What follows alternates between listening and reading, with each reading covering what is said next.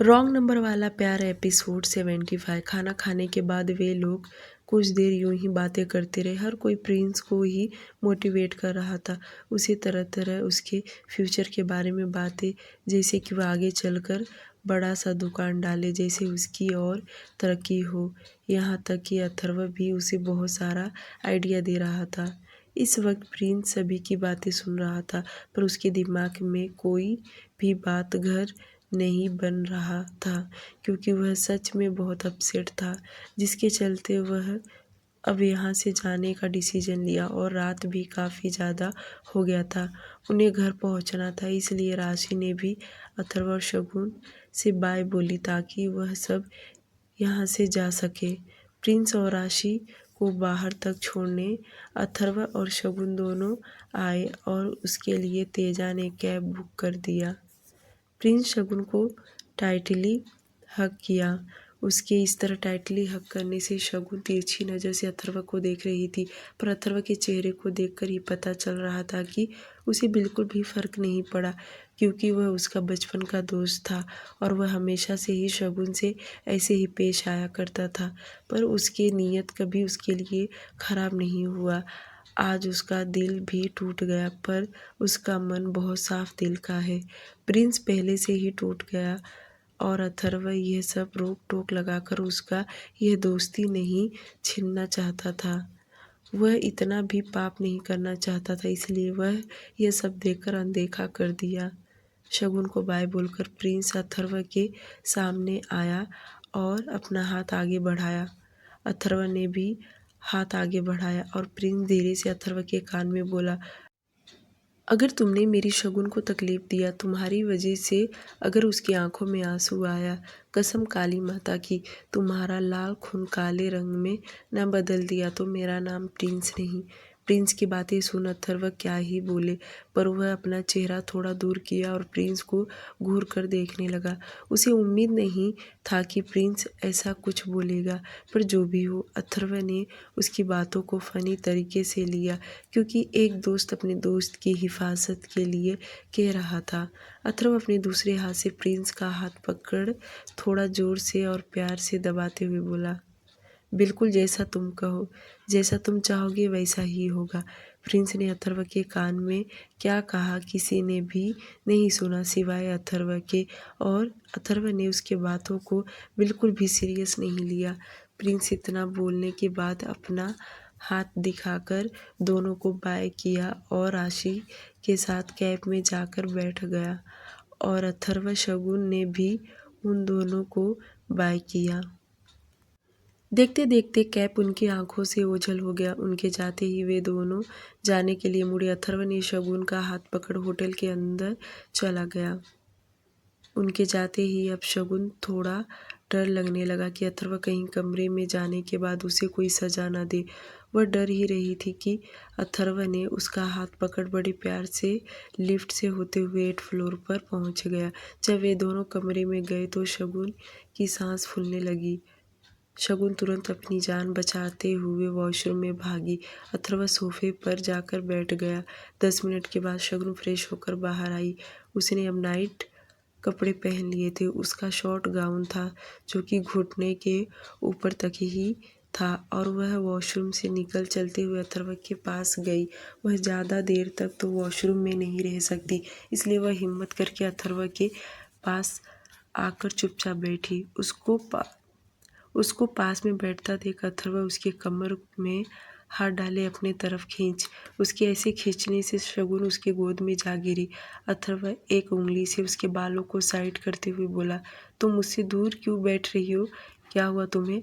अथर्व बिल्कुल भी गुस्से में नहीं था, वह तो बहुत ही प्यार से बातें कर रहा था, जो देख शगुन मन ही मन बोली, लगता है अथर्व को कुछ याद नहीं, या आज चिल्लाना नहीं चाहता। शगुन जानना चाहती थी आखिरकार अथर्व ने उस पर गुस्सा क्यों नहीं किया, इसलिए वह धीरे से पूछी, सॉरी, वह प्रिंस ने मुझे अपने गले लगाया। मुझे नहीं पता था कि वह सडनली मुझे गले लगा लेगा, नहीं तो मैं दूर हो जाती थी। शगुन उसे एक्सप्लेन कर रही थी, जो देख अथर्व अपनी आंखें छोटी कर लिया और बोला, इसमें सॉरी बोलने की क्या ज़रूरत है। वह तुम्हारा दोस्त है और तुम दोनों बचपन के दोस्त हो, तो मैं नहीं चाहता तुम्हारी दोस्ती टूटे, इसलिए तुम्हें आइंदा से सॉरी बोलने की ज़रूरत नहीं है। पर हाँ, सिर्फ प्रिंस के मामले में, बाकी मैं किसी और के मामले में यह ज़रा भी बर्दाश्त नहीं करूँगा। अथर्व के दिल में प्रिंस के लिए इतना प्यार देख शगुन तो नाचने लगी, क्योंकि वह खुद चाहती थी कि प्रिंस उसकी दोस्ती कभी न टूटे, क्योंकि वह उसका बचपन का दोस्त जो था। शगुन तुरंत खुशी से नाचते हुए बोली, क्या आप सच कह रहे हैं? आपको बिल्कुल भी एतराज़ नहीं मेरे और प्रिंस के दोस्ती से? जो सुन अथर्व ने नाम में सिर हिला दिया कि उसे बिल्कुल भी शगुन और प्रिंस की दोस्ती से उसे दिक्कत नहीं। अथर्व कुछ और कह पाता उससे पहले ही शगुन तुरंत अपने दोनों हाथ उसके गले में डाल उसके होठों पे अपने होठ रख किस करने लगी। शगुन सामने से उसे किस करे और अथर्व भला चुप रहे, ऐसा तो हो ही नहीं सकता। उसका भी हाथ तुरंत उसके कमर पर गया और यह नॉर्मल किस धीरे धीरे पैशनेट किस में बदल गया। 10 मिनट तक किस करने के बाद उसके होठों को छोड़ दिया और उसके कमर को कस के पकड़ते हुए बोला, आज आराम करो। अथर्व को यही लगा कि शगुन अब उससे इतना प्यार करने लगी है कि उसके होने न होने से उसे बहुत फर्क पड़ रहा है। करीब आज रात 2 घंटे तक उनका सेक्स चालू रहा। उसके बाद कहीं जाकर अथर्व उसे छोड़ा। वह उसे और ज़्यादा देर नहीं करना चाहता था। अब शगुन को अथर्व की इतनी आदत लगी थी कि उसके गोद में जाते ही उसे झट से नींद आ जाता था, जैसे कि एक छोटा बच्चा अपनी माँ के गोद में सोता है। अथर्व के होते हुए बिल्कुल भी डर नहीं लगता था। अब वह इन सब चीज़ों के बारे में अथर्व से खुलकर बातें करने लगी थी, यहाँ तक कि अब उसे अथर्व के सामने अब जरा भी शर्म नहीं आता था, जितना कि वह पहले किया करती थी। अब वह खुद को उसके सामने एकदम से सौंप दी थी। शगुन को नींद नहीं आ रहा था, यह देख अथर्व प्यार से बोला, अब सो जाओ, हमें सुबह जल्दी उठना है, मुझे यहाँ से निकलना होगा वरना मैं लेट हो जाऊँगा। अथर्व के लाख बोलने के बावजूद भी शगुन को नींद नहीं आ रहा था। अथर्व को बहुत वक्त लगा आज शगुन को सुलाने में, पर देर से ही सही पर शगुन सो गई। दूसरी तरफ इटली रोम सिटी। रात का वक्त लगभग 1 घंटे पहले ही माहिर लंदन से इटली आ गया और आते ही उसे पता चला कि आज भी अथर्व आया नहीं, तो वह नीलम जी से पूछा कि वह इस वक्त गया कहाँ है। तो नीलम जी उसे बताते हुए बोली, कह तो रहा था कि जापान जा रहा है। माहिर सोचने लगा, जापान किस काम से गया, कौन सा उसका प्रोजेक्ट चालू है। पर अथर्व चालाक था।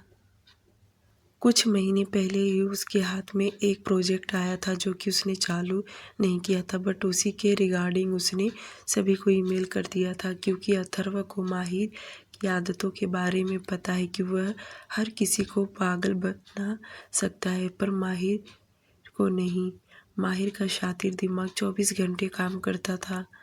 माहिर को जब यह पता चला कि अथर्व जापान गया है, तो उसे यह बात हजम नहीं हुआ और वह इंक्वायरी करने लगा, पर उसे अथर्व का ईमेल मिल चुका था कि वह 1 डेढ़ महीने पहले ही उसे जापान का एक प्रोजेक्ट मिला था, उसके ही रिगार्डिंग वह गया है और कल तक आ जाएगा।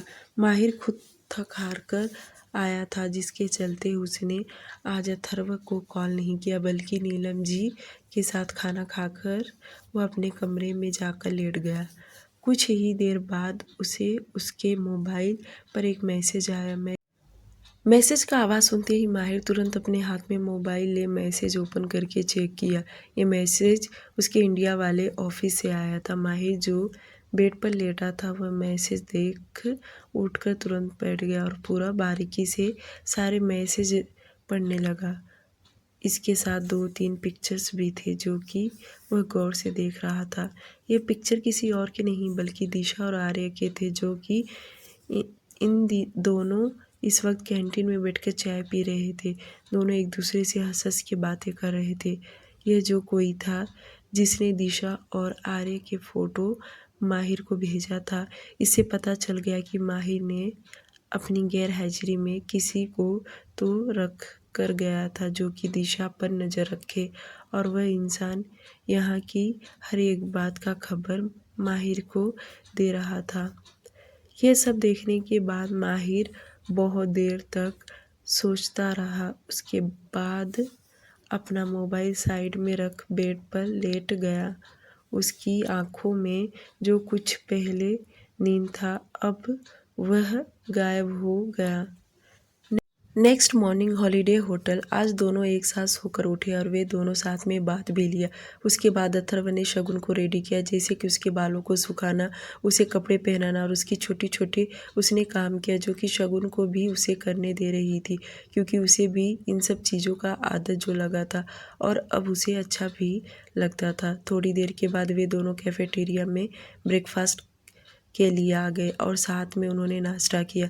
नाश्ता करने के बाद वे दोनों वापस कमरे में आए। अथर्व शगुन को इंस्ट्रक्शन देते हुए कहा कुछ दिन और वह अपने फैमिली के साथ रहे और अच्छे से, किसी चीज़ की उसे कमी हो तो तुरंत इन्फॉर्म करे। अब तो अथर्व भी शगुन के ऊपर बहुत भरोसा करने लगा था और जब उसने इंडिया उसे भेज रहा था तब उसे बहुत कुछ डर लग रहा था, पर अब उसे शगुन पर भरोसा हो गया था कि वह ऐसा कुछ नहीं करेगी। जैसे उसे एक डर था कि कहीं शगुन उसे छोड़कर कहीं चली न जाए, पर उसका वह भी शक दूर हो गया क्योंकि शगुन भी उससे बहुत प्यार करने लगी थी।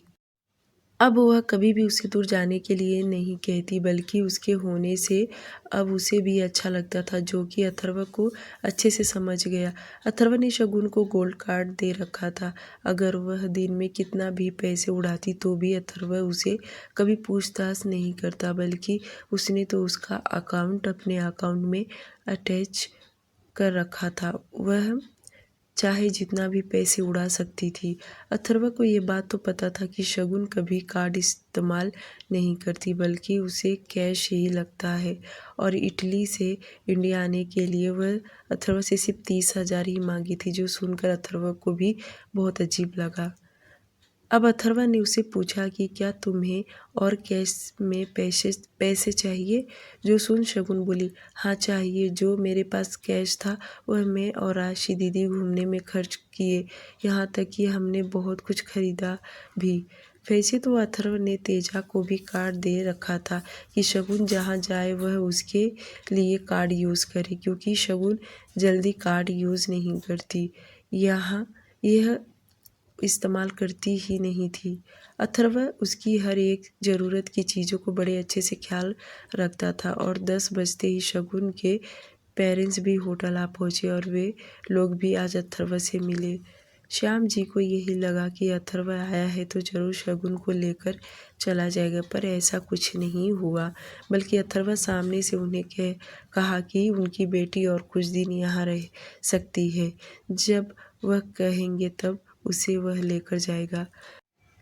वैसे अथर्व उसे लेकर चला जाता था, पर उसे पता था कि माहिर और उसकी मॉम अभी भी कुछ दिन वहीं रहेंगे, जिसके चलते वह शगुन को अपने साथ नहीं ले जा सकता। अथर्व बहुत दूर तक शगुन के पेरेंट्स से बातें किया, बल्कि वह तो उनकी भी ज़रूरत की सभी चीज़ों का ख्याल रखना चाहता था। पर श्याम जी बहुत ही स्वाभिमानिक इंसान थे। उन्हें किसी की मदद लेना बिल्कुल भी पसंद नहीं था। परिस्थिति जैसी भी हो, वह लड़ना जानते थे। करीब 1 घंटे तक उनके पेरेंट्स भी अथर्व के साथ बैठे रहे। उसके बाद अब अथर्व को इटली के लिए निकलना था, इसलिए वह शगुन के पेरेंट्स का पैर छूकर आशीर्वाद लिया और जाने के लिए रेडी हो गया। शगुन के पेरेंट्स रूम में से बाहर निकले तो अथर्व शगुन के कमर में हाथ डाले उसे अपने करीब कर लिया और उसके होठ को वापस चूमने लगा, पर वह 2 मिनट ही उसे किस किया, क्योंकि उसके पेरेंट्स बाहर ही खड़े थे और वह कमरे से बाहर नहीं निकलते तो वह समझ जाते कि अंदर क्या चालू है, जिसके चलते वह दोनों जल्दी से कमरे से बाहर निकले। सभी लोग पार्किंग एरिया में आए और अथर्व के लिए तो पहले से ही ड्राइवर कार लेकर खड़ा था, जिसमें अथर्व जाकर बैठ गया। हमेशा से शगुन अथर्व से दूर जाने की सोचा करती थी, पर आज उसके सामने से अथर्व जा रहा था, जिससे शगुन को कहीं न कहीं उसके दिल में दर्द हुआ। पर वह अपने चेहरे पर जरा भी खामोशी आने नहीं दी, बल्कि लगातार वह हंसते जा रही थी और अपने राइट हैंड ऊपर उठाकर अथर्व को बाय करने लगी, पर उसकी आंखों में कहीं न कहीं नमी छा गया था। थोड़ी ही देर में अथर्व उसकी आंखों से ओझल हो गया और शगुन के पेरेंट्स थोड़ी देर और शगुन के साथ वक्त बिताए। उसके बाद वह वहां से चले गए। आज शाम को राशि डायरेक्ट होटल ही आने वाली थी।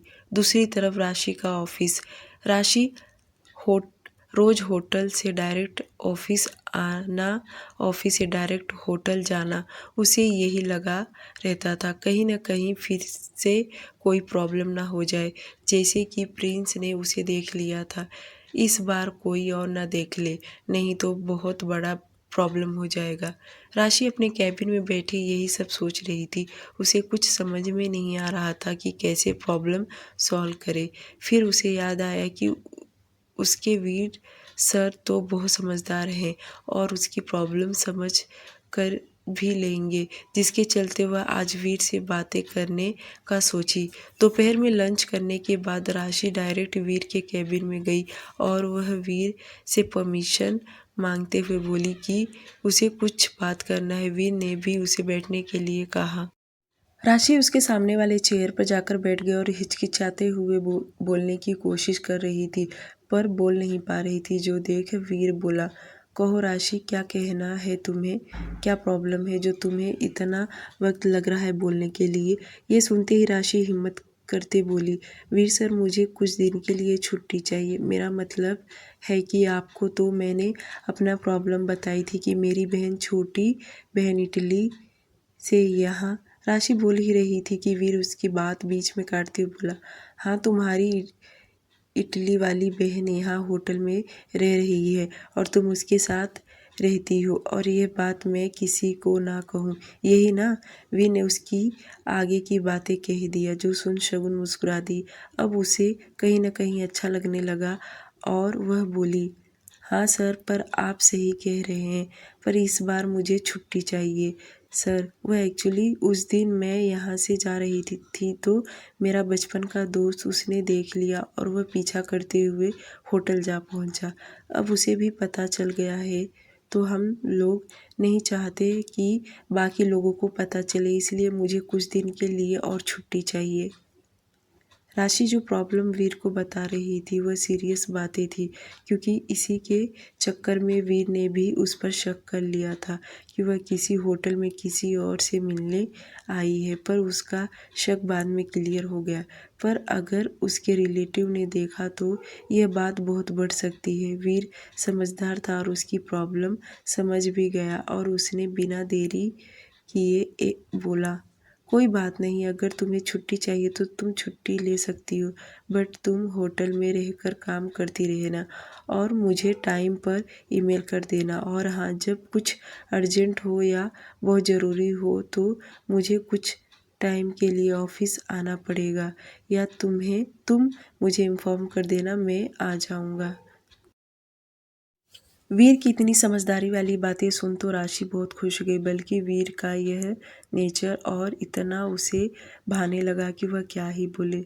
वह जब भी अपना प्रॉब्लम वीर से शेयर की है, वीर एक समझदार इंसान की तरह उसकी बातें समझ के लिया है और उसे पूरा सपोर्ट भी किया है, जिससे राशि को वीर के ऊपर इतना भरोसा हो गया कि वह खुद से भी ज़्यादा वीर के ऊपर भरोसा करने लगी। यहाँ तक कि यह बात उसने अपनी जिगरी दोस्त प्रिंस को भी नहीं बताई थी, पर उससे पहले ही उसने वीर को यह सब बता रखी थी, क्योंकि उसे उस पर भरोसा हो गया था। वीर की बातें सुन राशि चहकते हुए हाँ में सिर हिला दी। आखिर उसे और ही क्या चाहिए, और वह होटल में रहकर ऑफिस का काम भी करती रहेगी, जिससे उसका टाइम भी बीत जाएगा। शाम होते ही राशि होटल से निकली तो डायरेक्ट होटल पहुंच गई, क्योंकि उसने अब छुट्टी ले रखे थे और आज वह होटल में ही रहेगी। इटली रोम सिटी। शाम का वक्त 6 बजे। अथर्व करीब इंडिया से 11-12 के बीच में निकला था और 4-5 घंटे में वो इटली पहुंच भी गया। सबसे पहले वह ऑफिस पहुंचा ताकि घर वालों को कोई डाउट ना आए और वह ऑफिस से पहले अपने इम्पोर्टेंट काम को चेक करने लगा। यूं ही घंटे भर तक वह अपने ऑफिस में काम किया। उसके बाद घर के लिए रवाना हो गया। तकरीबन 8 बजे वह विला पहुंचा। उसकी मॉम नीलम जी को भी पता था कि आज अथर्व आएगा, जिसके चलते उन्होंने जल्दी से खाना बना दी। थोड़ी देर के बाद ही माहिर भी विला पहुंचा। माहिर तो कल ही आ गया था और वह अथर्व से 1000 सवाल जवाब करने लगा कि वह कौन से प्रोजेक्ट के लिए वह जापान गया था और इस वक्त कौन से प्रोजेक्ट पर काम कर रहा है, वगैरह वगैरह वह पूछताछ करने लगा। और अथर्व भी खुद को पहले से ही प्रिपेयर कर रखा था क्योंकि उसे पता था कि माहिर अपने हरकतों से बाज नहीं आएगा। वह 100 सवाल उससे पूछकर ही रहेगा। ऐसा नहीं था कि माहिर उस पर शक करता था, बल्कि वह हर एक किसी को प्रोटेक्ट करने के लिए पूछताछ किया करता था। वह नहीं चाहता था कि उसका दोस्त, उसका भाई, उसकी फैमिली जो भी है वह किसी प्रॉब्लम में फंसे। जैसे कि कुछ महीने पहले अथर्व के साथ जो कुछ हुआ था, अब माहिर बिल्कुल भी वैसा नहीं चाहता था। इसलिए वह हमेशा उसे प्रोटेक्ट करने के लिए खड़ा ही रहता है। वे दोनों को बातें करते देख नीलम जी बोली, काम की बातें बाद में करना, पहले तुम दोनों खाना खा लो। अथर्व ने जब देखा कि उसकी मॉम बीच में बोल रही है तो वह तुरंत अपनी माँ का साइड लेते हुए बोला, यस मॉम, आप सही कह रही हैं, मुझे भी बहुत भूख लगा है। चलो माहिर, अब तुम भी खा लो, तुम्हें तो जब देखो काम के सिवाय कुछ दिखता ही नहीं है। इतना बोल अथर्व अपने कमरे में चला गया। वह और माहिर भी अपने कमरे में चला गया। दोनों कुछ ही देर में फ्रेश होकर डाइनिंग टेबल पर आ गए और नीलम जी के साथ बैठकर डिनर किए। अब काफ़ी ज़्यादा रात भी हो गया था और खाने के बाद कमरे में चले गए सोने के लिए। Next morning holiday hotel. दोनों फ्रेश होकर नीचे कैफेटेरिया में ब्रेकफास्ट कर रही थी कि तभी राशि को वीर का कॉल आया, क्योंकि जो उसने मीटिंग शेड्यूल रेडी रखी थी उसमें कुछ मिस्टेक हो गया था, जिसके चलते वीर उसे कंफर्म करने के लिए कॉल किया और राशि ने उसे अच्छे से एक्सप्लेन भी कर दी। वैसे कुछ काम और भी था जिसमें राशि से मिस्टेक हो गया था। कल वह जल्दबाजी में अपने काम करने में बहुत सारे मिस्टेक कर दिए, पर वीर उससे कुछ कहा नहीं, बल्कि उसने ये कहा कि आज शाम को जब वो ऑफिस से निकलेगा तो एक बार राशि से मिलने होटल आएगा। यह सुनते ही राशि को तो अच्छा लगा, पर वह तुरंत शगुन की तरफ देखी, क्योंकि उसने शगुन को यह नहीं बताई थी कि वह सारी बातें वीर को बताती है। बस कुछ कुछ बातें ही उसने बताई थी और अगर वीर होटल आया तो शगुन को देख लेगा। राशि मन ही मन सोची, क्या हुआ अगर वह होटल आया और उसने अपनी बहन को उसे मिलवा दी। वैसे भी वीर सर बहुत ज़्यादा समझदार है। यही सब सोचकर उसने डिसीजन ली कि आज वीर आएगा तो वह ज़रूर शगुन से मिलवा देगी।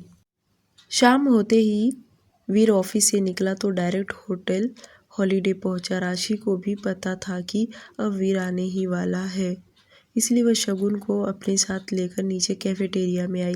उसने शगुन को यह तो बता दी कि उसका बॉस वीर आने वाला है और भी उसने कुछ कुछ बातें बता रखी थी ताकि दोनों में मिसअंडरस्टैंडिंग ना हो। जब वह दोनों कैफेटेरिया में आकर बैठी तो वीर भी उनके सामने आकर बैठ गया। वीर तो यहाँ पहले ही आ चुका था, इसलिए उसे कोई दिक्कत नहीं हुआ और तो यह भी जानता था कि यह दोनों बहनें 8th फ्लोर रूम नंबर 950 में रहती हैं, पर उसने एक बार भी जिक्र नहीं किया। जब तीनों टेबल पर बैठे तो राशि ने तीनों के लिए खाने का ऑर्डर की। थोड़ी देर में वेटर उनके पास आकर खाना सर्व किया। वहीं तेजा को जैसे पता चला कि कोई बाहर का आदमी आया है तो वह तुरंत अथर्व को इन्फॉर्म कर दिया और इन्फॉर्म करते वक्त उसने ये भी बताया कि यह राशि का बॉस है। इधर राशि ने अपनी बहन और अपने बॉस वीर का दोनों का इंट्रोडक्शन करवाया और वे दोनों बातें भी किए। शगुन को वीर का नेचर बहुत अच्छा लगा। वहीं वीर तो पहले से ही बहुत कम बोलता था। वह सिर्फ अपने काम से काम ही रखता था, यहाँ तक कि अपनी गर्लफ्रेंड अनन्या को भी कभी वह टाइम नहीं दिया। शगुन ने भी उन दोनों को ज़्यादा देर डिस्टर्ब नहीं की, क्योंकि वे दोनों अपने काम की बातें कर रहे थे, इसलिए वह 10-15 मिनट वहाँ बैठी रही। उसके बाद वह उठकर कमरे में आ गई, और कमरे में जब आई तब उसे अथर्व का कॉल आया, और अथर्व ने उसे कुछ सवाल किया, जिसके जवाब में शगुन ने सब कुछ बता दी। राशि का बॉस आया था, जिससे अथर्व को कोई फ़र्क नहीं पड़ा, क्योंकि वह अपने लैपटॉप में बहुत कुछ सर्च करके देख लिया था, जिससे उसे भी वीर की पर्सनैलिटी के बारे में पता चल गया। करीब आधे घंटे में उनका काम ख़त्म हो गया। उसके बाद वे दोनों आधे घंटे तक बाकी टॉपिक पर बात किए, यहाँ तक कि जो बचा कुचा था वह सब राशि ने वीर को बता दी। उसने ये भी बता दिया कि अथर्व इटली से आया था और आज ही वह चला भी गया। वीर को किसी की पर्सनल लाइफ में कुछ लेना देना नहीं था। राशि उसे बता रही थी, इसलिए वह सुन रहा था, वरना वह तो सामने से उससे पूछता भी नहीं। जब वीर होटल से चला गया और राशि कमरे में आई तो शगुन जानबूझकर उसे छेड़ते हुए बोली, राशि दीदी, आपका बॉस तो बहुत ज़्यादा हॉट एंड हैंडसम है, क्या उसे देख आपकी नीयत नहीं खराब होती? शगुन जिस तरह से बोल रही थी, राशि उसे घूरकर देखने लगी, मानो उसकी बहन तो बहुत ही बिगड़ैल हो गई है। डियर लिसनर, सर्दी होने की वजह से आवाज़ ख़राब हो गया है, और स्टोरी भी बहुत छोटी बनाई हूँ, क्योंकि इसमें के सारे रोमांस मैंने कट कर दी हूँ।